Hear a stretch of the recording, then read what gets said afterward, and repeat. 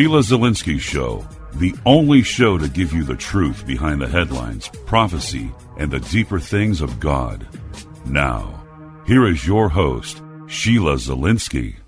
Hi, everyone, and welcome to today's edition of the Sheila Zielinski Show. I broadcast Monday through Friday at 6 p.m. Eastern Time right here on WINB, and for more ways to listen to the program, including the customized apps for all smart devices, and of course the daily show on MixLR, and for many more ways to listen, simply go to the listen page at weekendvigilante.com. I have a fantastic show today, but first, quickly, I just want to mention that year-end donations means a great deal here so that I can continue doing what I'm doing. I'm asking you to become a monthly supporter of any amount. One-time donations are great, but it's very hard to budget on one-time gifts.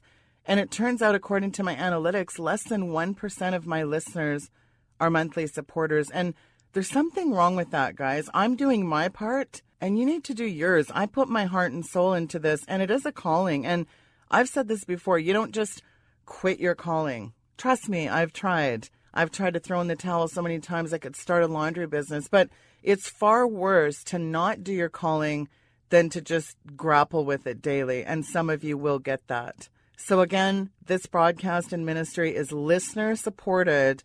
Please give a generous year-end donation so that I can continue bringing you this program.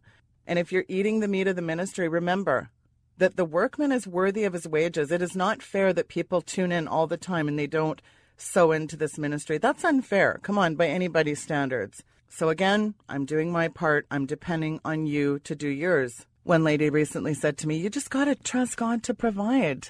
I do trust God to provide. And guess how God mainly provides? Through his people. This show is worth supporting. It is. And if I didn't think that, I might as well just get off the air entirely, really. When it comes to healing and deliverance and preaching the gospel, in addition to the news and the truth behind the headlines, prophecy, and the deeper things of God, that's a huge premise of this show. So again, please do give your most generous year-end gift so I can plan some things in the coming new year. And I very much appreciate your support. And I really want to say thank you from my monthly supporters. Thank you so much. I really appreciate your one-time donations, but just remember, it is very hard to budget on one-time gifts or sporadic gifts. So again, go to the donate page there at weekendvigilante.com. God bless you for doing that. Well, speaking of the show, my next guest is Dave Hodges from thecommonsenseshow.com. I nicknamed him many years ago the instigator of the airwaves, and let me tell you what, he's lived up to that handle. Dave Hodges, welcome to the program. There's so much to get into. One of the questions right off the hop I want to ask you is this election being stolen from right out from underneath us, Dave? Without question, Sheila, it's great to be with you. In answer to your question, the election is indeed being stolen as we speak. Will they be successful? Well, we're going to have to wait and see, but I am highly concerned. And as far as the mechanism for stealing it, it's coming in 3 phases. The first phase is already complete. They basically had illegals vote. They had people registered twice as Democrats in adjacent states, 7 million votes obtained that way. And I reported on that as long as 2 months before the election. Dead people have voted in Colorado, Chicago, on and on and on. And they didn't meet the threshold of stealing the election from these illegal votes. But what you can do here is you compile these votes that are stolen in favor of Clinton, and it sets up phases 2 and 3. Phase 2, bribe the electors. 15 Republican electors have brazenly stated they will not vote for Trump in violation of their oath, and in some states in violation of the law. But they're only going to get fined $1,000. Hello, can you say George Soros? I know of a case personally here in Arizona where a Republican elector was offered $150,000 offshore money, never to be brought into the United States, to change their vote to Clinton. And that's why I got out in front of this. And by the way, the person who brought this to me used to be prominent in Arizona politics, and they've asked to have their name not released, but I'll go to someone who did release his name, and that is Ken Clark. an elector from Texas who told me he's getting immense pressure. And of course, there are reports of death threats, other rumors of bribes. All they need are 22 more electors to keep Trump from getting to 270. The third phase, Sheila, is keep recounting and stuffing fake ballots until the globalists get the desired result. And let me talk about the most egregious example of this. In Pennsylvania, in two fell swoops, in Friday and also on Saturday, yesterday, December the 3rd, they found a total of 26,000 votes that had, quote, been lost, unquote, for Clinton. But in all these found votes, remarkably, not one vote for Donald Trump. I mean, they can't even lie well. I mean, if I was going to perpetrate a fraud, at least I'd throw in a few thousand votes for Trump to make it look legitimate. But they're not even trying to make it look legitimate. They're flat stealing. And by the way, to the naysayers out there that criticized me on Sunday morning for saying that there was going to be a recount in Florida, you're going to have to eat your words, guys. Sorry about that. But it's now all through the internet. The recount is underway. And Sheila, one note, okay, and then I'll stop being so long-winded. But I want to get this in here. I have been contacted by someone who used to be high up in the DNC, someone with a journalistic background. She is going to go public with me, is my understanding. But let me just give you a snippet about Jill Stein, who initiated all this. Her and Clinton go way, way back. In fact, her parents were best friends with the couple that launched Obama's political career. Wait, Dave, let me guess. Bill Ayers and Bernadine Dorn, Weatherman Underground. Bingo. But that's not the extent of it, Sheila. This is even worse.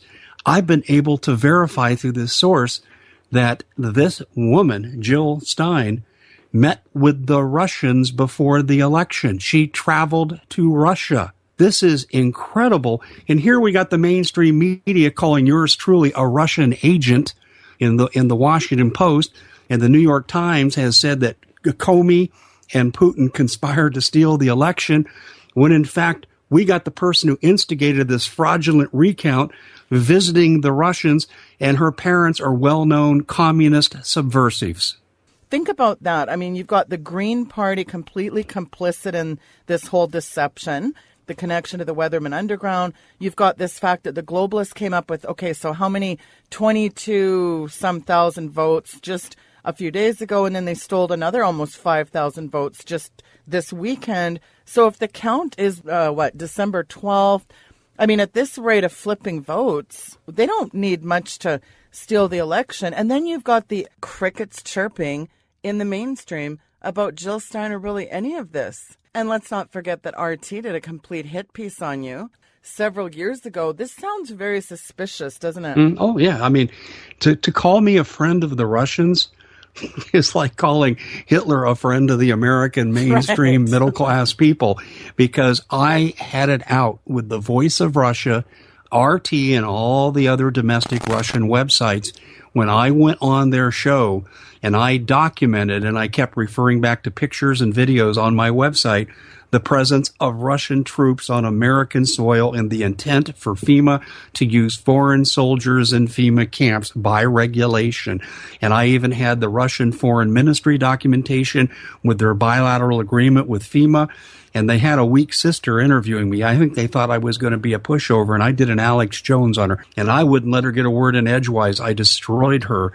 And then, of course, we got into a war of words after the fact. So to say that I'm a friend of the Russians is ludicrous. What I've said is Putin gives his people a lot better leadership than we're getting from ours, which is treasonous leadership from Obama, and Clinton would have followed suit. Well, I heard that interview, and you and I had a lot of discussions on Russian troops on American soil. In fact, it didn't even get much traction, ironically, Dave. Reports all across the country where there was these Russians, and we were talking about up to 40, 50,000. Why were they training in these GridX drills? You know, the United Nations connection. And I remember listening to that show, and you opened up a can of you-know-what on her. So, and you actually steamrolled not just Russia Today, but there was a couple of other terrestrial stations that tried to shut you down, and you didn't even give them a chance to get a word in edgewise, and I thought it was awesome. Yeah, that's not my style. I mean, I like to have, I might go on a little tirade, but with anyone interviewing me, I like to have back and forth like you and I are going to have right here. But let me read to you an excerpt from the communication from a former DNC worker. She left because they were so corrupt.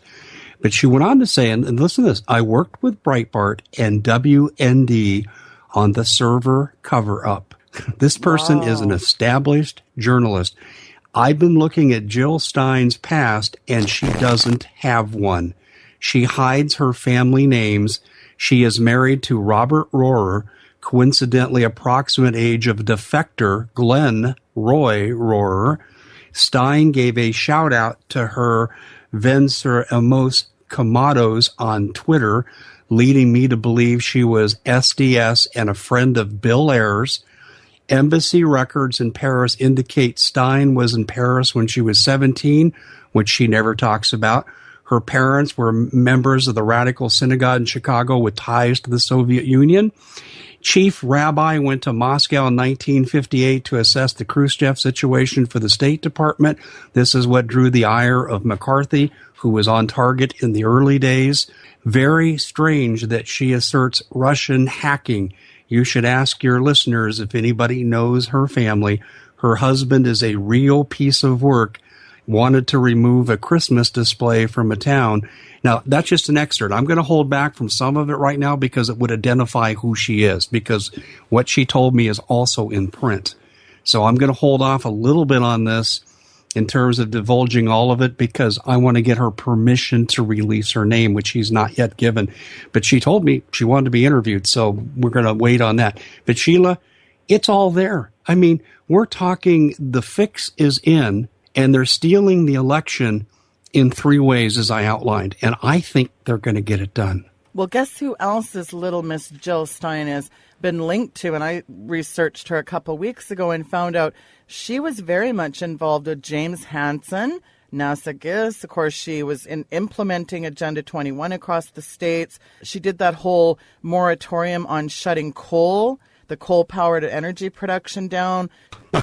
In 2008, she helped formulate what's called Secure Green Future. Ooh, she's not a pal of mine, Dave. She worked with Hillary Clinton on a children's initiative that almost seems right straight out of this Pizzagate, too. So, again, you've got it takes a village to raise a family, or, as you've always said in this case, the village people, because they'll throw a kid in with any assortment of cast of characters, from gay men, reported pedophiles. I mean, this thing has a lot of tentacles, this octopus, doesn't it? That's putting it lightly. And I'm going to tell you, your instincts kind of come out when you do this work long enough. And sometimes all roads lead to Rome. Yep. Only in this case, I suspect if it's not Jill Stein directly, it's some of her contacts. All roads lead to pedophilia. Yeah, every one of them. I'm talking Clinton. I'm talking Obama. I'm talking Jill Stein's people to some degree. I'm going to try to link her into this. And by the way, Jill, don't send your people after me or use the Clinton hit people because I already have the dead man switch in effect. And I got some real damning stuff I've not mentioned. So get that, Jill? By the way, where is Julian Assange, Dave? Do we know if the man's still alive? My bet would be he's either incommunicado being held in some rendition site or he's dead. I think there's no other possibility at this time. His dead man switch is still in effect. You know the NSA is trying to shut it down, but they have not fully been successful. And I heard an interesting rumor from one of my military sources, and he did say this was a rumor, so let's take that for what it is. But this guy gave me my Benghazi stuff. He's good. He said, Dave, we think that Snowden assisted Assange in the dead man switch to circumvent NSA protocols so they couldn't shut down all the releases of information. And you know the Russians would give Snowden every piece of equipment and technology that he would need. Yeah, well, I agree with that. Just the information is overwhelming that's pouring out of WikiLeaks, still coming out. An incredible tie-in that you and I reported this 4 years ago, and yet it didn't get much traction. But we made the link to the Child Protective Services. Some of that's coming out now. These underground pedophile rings that are tied back into CPS. We even talked about How does 78 kids in Oklahoma disappear, Dave? And it was crickets chirping. Over 70 children, Dave. We reported all that, and yet it got very little traction at the time. Under the care of Oklahoma CPS, not farmed out to foster parents, but under the direct care of the Oklahoma equivalent of CPS, went missing. No accountability. What I don't recall, Sheila, and I'm going to have to go back into my own articles here. I don't remember if that was 2 or 3 years ago.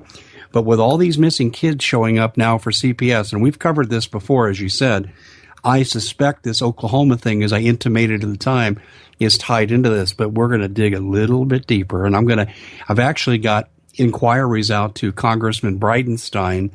And Congressman Bridenstine seems to be a generally good guy, Oklahoma congressman.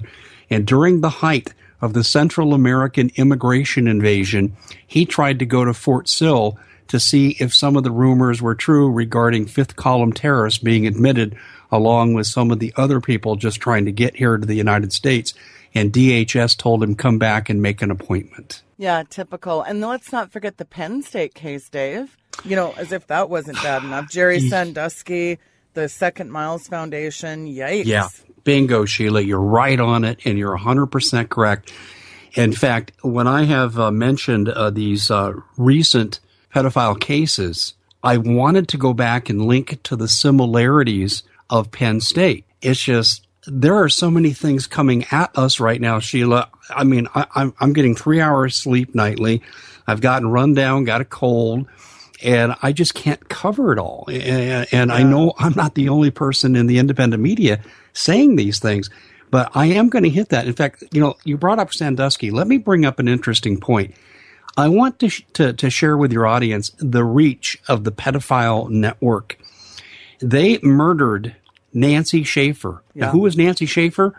She was a Georgia state senator who started getting complaints from constituents about missing children after the kids were taken from rightful and lawful parents who had done nothing wrong, and then these kids just disappeared. And she started looking into this, and she said, hey, no, we're not going to sweep this one under the carpet. And the forces of pedophilia, you know, basically coalesced together and got her unelected. Well, being the public servant she was, and she was indeed a great public servant, she went forward with this and started going on the lecture circuit. And it was about the same time as Cynthia McKinney, another congressman who was run from office because she dared to ask the wrong questions in Congress. Now, what happened to Nancy Schaefer? She was murdered. Oh, excuse me. She was suicided. Right. Let's see. Her husband shot her in the back, and then he shot himself in the back of the head on a nice little reach around. Vince Foster's murder is more believable. But one more. In the Sandusky case, several years before he was busted, Ray Grykar had received numerous complaints and even had recorded telephone conversations between Sandusky and a minor that was sexually explicit and referred specifically to sex acts with him and this minor. And his mother was enraged and she was going public. Grykar bent to the pressure and he opened up an investigation. His car disappeared from a convenience store. His computer was found in a creek, and the FBI said they could not restore the computer, which I have a real hard time believing. Unless you bust it into 1,000 pieces, you can restore parts of that data. And he just flat disappeared. No one's ever heard from him again. And he was a district attorney of the local county where the Second Mile Foundation was located. How do you like them apples, Sheila? But I think Grykar's fate, Dave, is an all too common fate experienced by whistleblowers and investigators into this worldwide disgusting pedophile ring. We have, as you said, the Second Mile Foundation, absolute highest pinnacles of power in this country. Let's not forget Richard Struthers, Bank of America. You've got Jake Corman, Pennsylvania State Senator, Morgan Stanley. The Adoption and the Safe Families Act set in motion by President Bill Clinton. And if you actually look at it, I'm going to tell you what, that is one frightening piece of legislation. So here you've got the National Center on Child Abuse and Neglect in 1998 reported, Dave, that 7 times as many children died in foster care than in the general public. Do you remember the DynCorp child sex trafficking scandal too? Yeah, and don't forget about Wells Fargo Wachovia. Yes. HSBC Bank, who James Comey was a part of. And, I'm going to say something, but I'm also going to give a disclaimer. I have been sent something that talked about Comey and his brother being sexual abuse victims when they were children. God forbid that happened, but I do think it's true. I feel horrible for anyone that goes through that, even though I don't have any respect for Comey. No one should have to go through that. But isn't it interesting? He was on the board of directors at HSBC, helped funnel money to Hillary Clinton and her Clinton Foundation. We're talking drug, gun, and child sex trafficking money laundered through HSBC, as told to me on the Common Sense Show radio show by former vice president of the bank, John Cruz, who tried to take the information to the Eastern New York DA, and she said, "Get out of here with this." And who was that? None other than Loretta Lynchmob, the current attorney general. How do you like these connections? It's just incredible. This nice little network of mafioso moral degenerates. Yeah, that's putting it nicely. And more is coming out on Pizzagate, all these intricate connections. And yet you're not seeing the mainstream touch this with a 10-foot pole. Don't you find that weird, folks? The more disgusting it gets. And Dave, guess what? It's even worse than we thought. Oh, yeah. Hey, I just got an update from that reporter I mentioned that's leaking the Jill Stein stuff. And let me just read 2 excerpts here. Now, I'm reading this raw. Sheila, this is incredible. Ties right to what you're saying. She talks about Stein and her husband again, Robert Rohrer. And she said Dave, they're hiding their histories. I told you that before. Rohrer was honored by the Freedom from Religion Foundation, and he went after nativity scenes, and they are backing Stein. Okay, so we've got, what do you want to call her, an atheist? Okay, we'll go the atheist, but it gets better. She goes on to say, there's a blurb that I've come across in regard to the Communist Party that Stein's grandparents, being in the garment industry, which of course was the mainstay of the Communist Party, their last name was Wool. I kid you not, Wool. I know plenty of Russian refugees, having grown up, and she lists where she grew up, and none of them were communists. They hated the communists, but these people were communists. Her visit to Moscow to talk to Putin speaks volumes. And she goes on to say, now remember, this person was with the DNC and left because of the corruption. Nobody gets an invitation to Moscow unless you're an insider. I'm thinking that possibly her grandparents, being longtime communists, may have opened the door. Many of them went to the Lenin School. She may have also gone to the Lenin School, but we can't find anything on her background. I'm speculating only because I'm starting to connect the dots. And then she goes on to say, I work for DNC attorneys, and da-da-da-da-da. And like I said, it's too detailed, and I'll give away her identity. But then she goes and talks about her ex-husband, who has security, should we say intelligence agency connections, and she's connecting the dots on that end as well to verify her story. And I'll give you one more name we're going to throw under the bus here. She said, quote, the DNC is a really dirty organization. I saw enough while I was there to know that they would plant a bug on anybody they saw as a threat, which made me highly suspicious of that bus Trump was riding on. It was sponsored by Verizon. And you remember, Dave, Verizon was sued for recording customer calls for the NSA. There's more, but you get the idea.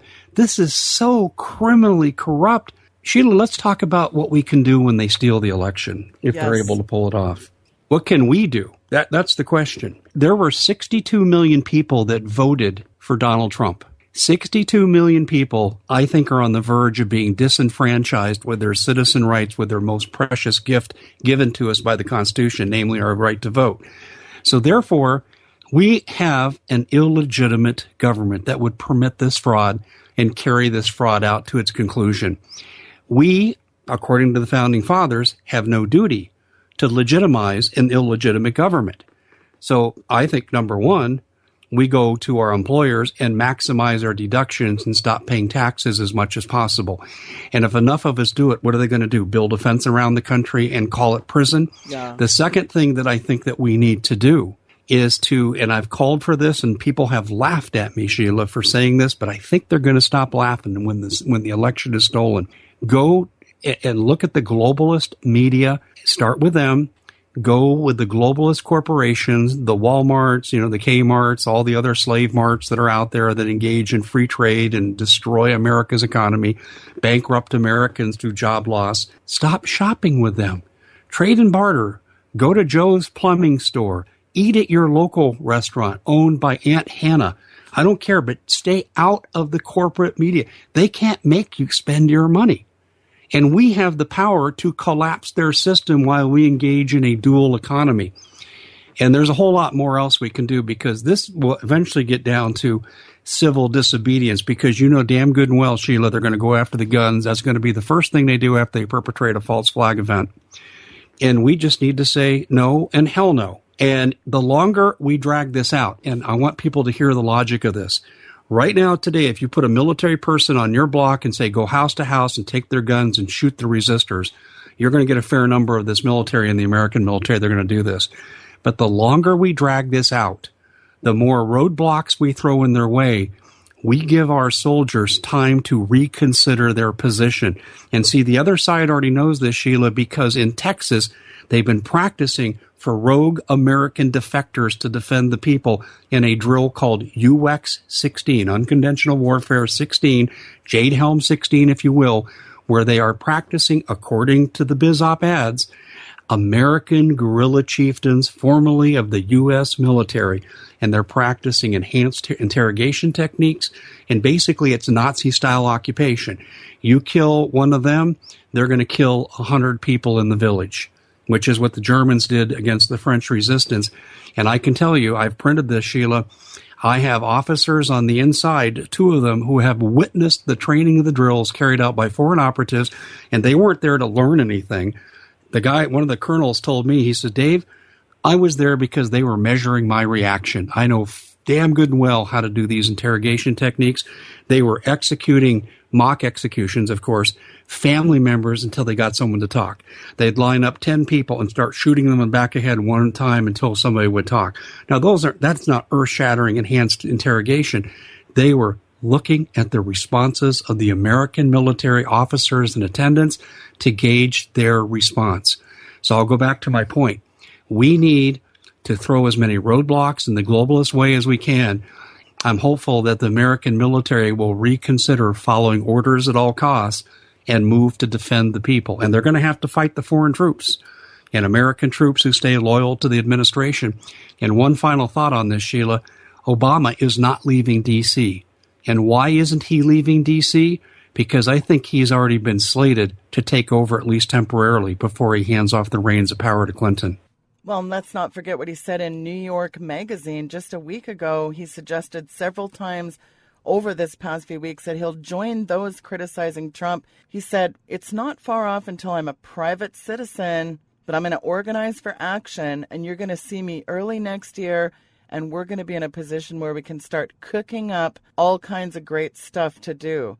So just Google that. Obama hints that he'll be back if Trump goes too far. So clearly he's up to his shenanigans. We're still not out of the woods at this election thing. December 12th is the deadline. So we'll see what happens. But in any event, Dave, boy, we're getting hit on every side. Complete Stasi-level censorship. Boy, this is subjugation on all fronts, isn't it? It's a full frontal assault. There's no question about it. Well, Dave, I can't imagine anyone that hasn't heard of the Common Sense Show, but for the very new listeners, tell them where they can find your incredible handiwork. Well, thank you. Well, we've got a number of presences now on the net, and at least for the time being, as long as we're able to keep our status, and I'm speaking about the entire independent media. My website is thecommonsenseshow.com, and I was a college basketball coach teaching my college-level psychology and sociology classes. I didn't need this until McCain and his crooked friends tried to steal my property and that of my neighbors, and that's what really launched me into the media. And so thecommonsenseshow.com, we have a radio show on Sunday evenings called The Common Sense Show, and it airs at 8 p.m. Eastern, 5 p.m. Pacific. It's 3 hours long. And then we've got notables on who are really uncovering the truth. If they download our Android app, it's one-stop shopping, and it's available on the right-hand side of our website. Thanks for asking. I really appreciate you letting me talk about that. Well, you got a great show. And folks, do bookmark thecommonsenseshow.com, subscribe to the YouTube, and as Dave just pointed out, the Android, you can't get any better than a one-stop shop. Well, Dave, I appreciate your time in weighing in on the program about all the insanity unfolding, and it's going to get very interesting leading up to December 12th, no doubt. And of course, we'll find that out December 12th, and I'll have to have you back to weigh in on what happens with Miss Stein, the Hillary Clinton shenanigans as they continue, and this recount. We'll see what happens, Dave. But in any event, it'll be very interesting leading up to Trump's inauguration, no doubt. Yeah, people can go to the article that I have on the Common Sense Show about how they're stealing the election. I think the article is in the third or fourth position now on the carousel. And if they scroll to the bottom, they can click on the Secretary of State website for Pennsylvania. And Sheila, as you know, it was updated 1 minute before we came on the air together. Yes. Incredible. Folks, this isn't over. The media is telling you it's over. They're trying to get you to look the other way. It's not over. And to everyone who's out there, take the interview here from Sheila. She has a great show.